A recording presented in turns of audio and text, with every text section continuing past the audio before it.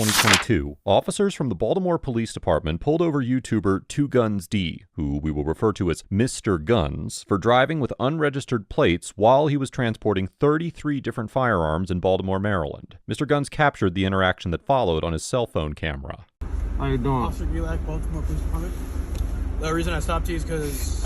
listen, I'm a supervisor for a transport company. Obviously, I'm armed. I don't know if you saw that. Yeah. I just gave you my permit and everything. Tags are completely expired. I'm a supervisor for a company. I'm dropping it off so they can take it to the body shop. You see it up. It's right around the corner. I got some more firearms in the back, but I'm going to let you do your thing. Okay. He looked the officer dead in the eyes. A fully loaded Glock strapped right to his chest, and spoke a truth that the system never wanted to hear. The patrol car lights were flashing, the air was thick with tension, and a man with 33 firearms in the vehicle was about to teach a masterclass in knowing your rights. So you're from Florida? I'm from New York. New York? Yeah, okay. But I got a business here. All right, I'll be right back. All right. Hey, what's up, boss? So when you on your way? Listen, I know you got me, man. This car not even supposed to be on the street. I was driving. They was going to come tow it. I'm transporting everything out of here to my other vehicle. I'm just trying to just drive it. I got another car at the dealership. You know what I mean? Because I know it's not supposed to be on the road. You know what I'm saying? Yeah. You mind if I see your face, brother? Oh, no. You good.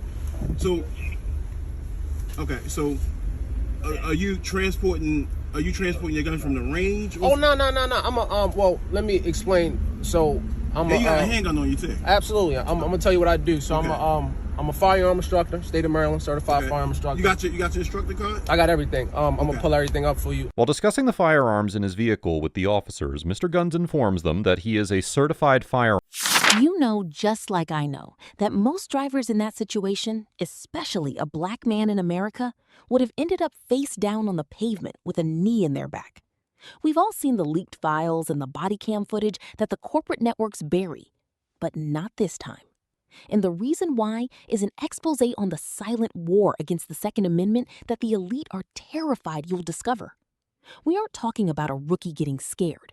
We are talking about a certified firearm instructor who moved with the calm authority of a man who knows the law. Commissions have received a valid instructor certification issued by a nationally recognized firearms organization or have obtained a qualified handgun instructor license from the state of Maryland. Section 29.03.01.38 of the Maryland Code of Regulations explains that, quote, if a person has not been recognized by the Maryland Police and Correctional Training Commissions or does not have a valid certification issued by a nationally recognized firearms organization, then the person shall obtain a qualified handgun instructor license before acting as a qualified handgun instructor. In order to obtain a license, the applicant must provide proof of their formal training in the care, safety, and use of handguns, including a minimum qualification score of 80% on a practical Better than the enforcers do.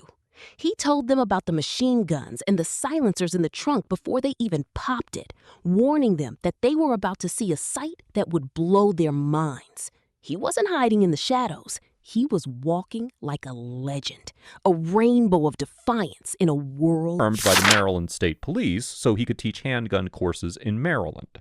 I'm also ex-law enforcement, current. Where you at? Okay. So that's why I got machine guns back there, silencers, anything you need, just let me know. But no, seriously. Listen. When I pop the trunk, you gonna be like, yo, who the this guy? But I got all my documentations in the back seat. I'll give you everything. You know what I mean? I'm like I said, I was dropping this off because it's not supposed to be on the road. You know what I'm saying? I was dropping it off, taking everything out, and then shooting out to go do a class. Actually, you know what I mean? Okay. So we're gonna make sure your credentials good. Oh yeah, absolutely, man. Take your time, man. Like I said, if you allow me to pop the trunk, I can give you my other credentials. You know what I mean? Okay, so I'm gonna stand by because I want to make sure. Yes, sir. That we're keep safe. My hands here. Yeah. Look, listen. You got a lot of arson, and you got the Glock on your chest. Yes, sir. Is the AR back there? Is that unloaded? No, everything is loaded. Everything is loaded. So you got But once you disarmed and compliant. But the real justice in this moment comes from what happened next. The quiet warning from the officer that they might have to report him. A detail that flips the entire story on its head and exposes why they really want good men disarmed. I'm waiting on another unit. Some backup. Y'all called the backup quick, huh? Yeah. Y'all in the car. You see me got the car. Listen, I got a mask on, I got shades on, tenant, you know what I mean? Yeah. Guns in the back. I could be I could be but like I said, once your man, you know, your backup come, I got everything in the trunk. My document, okay. my federal documentation. Well, Yes, sir. On your person. Yes, sir. I got a Glock on my chest, obviously, and I also have a SIG 365 in my appendix. In your appendix? Well, okay, right? Yeah. Okay. Yeah. Concealed. Mr. Guns states that he's wearing a Glock handgun on his chest and is also concealed carrying a SIG 365, likely referring to a Sig Sauer P365 pistol, both of which would qualify as handguns under state law. According to We have to talk about the twisting of the law that happens in real time during these stops, because it reveals a ritualistic pattern of intimidation that they don't want you to know about. You see the officer doing his job, holding the rifle, trying to maintain safety, but he's operating from a playbook designed to treat every armed citizen as a threat rather than a protector. It's the inversion of morality. We all suspected this was the standard operating procedure, a demonic level of disrespect for the constitutional rights of decent people. But in this video, the driver, Mr. Guns, flips the script. He doesn't panic when they order him out of the car to disarm him. He becomes the teacher. Section 5-117.1 of the Maryland Code of Public Safety, quote, "A person may purchase, rent, or receive a handgun only if the person possesses a valid handgun qualification license, possesses valid credentials from a law enforcement agency, is an active or retired member of the armed forces of the United States or the National Guard, and possesses a valid military identification card, or is purchasing, renting, or receiving an antique, curio, or relic firearm. In order to obtain a handgun qualification license, a Maryland resident must be at least 21 years old and demonstrate satisfactory completion of an approved firearms safety training course. Likewise, under Section 4-203 of the Maryland Code of Criminal Law, quote, "A person may not wear, carry, or transport a handgun, whether concealed or open, on or about the person," or, quote, "wear..." He instructs them on how to safely remove the loaded weapon from his appendix holster so nobody gets shot. This is the emotional wound. The moment where you feel the outrage burning because a free man has to beg not to be executed during a traffic stop, all while the culture calls him the dangerous one. He stands there, telling the men with badges that he used to be law enforcement himself, yet he still has to walk on eggshells. The sting of seeing a good man treated like a suspect simply because he refused to be a victim is a wound that cuts deep, and it leaves a burning question hanging in the air. If a firearm instructor with all his paperwork in order gets treated like a potential mass shooter, what chance does the average working man have when the blue lights flash? This is where we need to reframe a controversial figure into the unlikely hero he really is. The mainstream media would look at a man driving an unregistered car with 33 guns and label him a menace, a lunatic preparing for war. But we see the truth. This man is a guardian of the sacred right to self-preservation. They try to blackball men like this, calling them extremists. But look at his demeanor. He is a silenced hero who understands that the Second Amendment is the only thing standing between a free society and absolute tyranny. He didn't just carry a pistol for defense. He carried the weight of a cultural moment on his shoulders. He represented every father and every protector who has been told by the Hollywood elite that his God-given instinct to guard his family is toxic.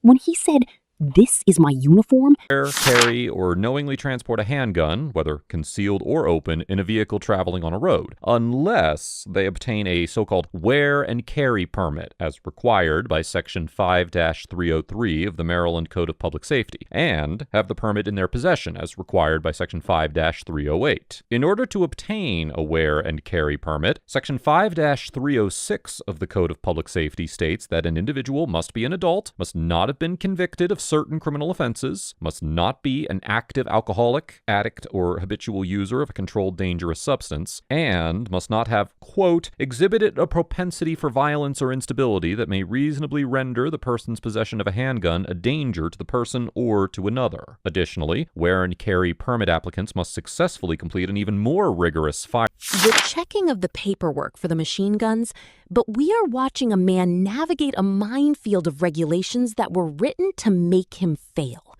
The sheer number of weapons forced the officers to pause and actually do their homework, calling the state police to verify the federal licensing.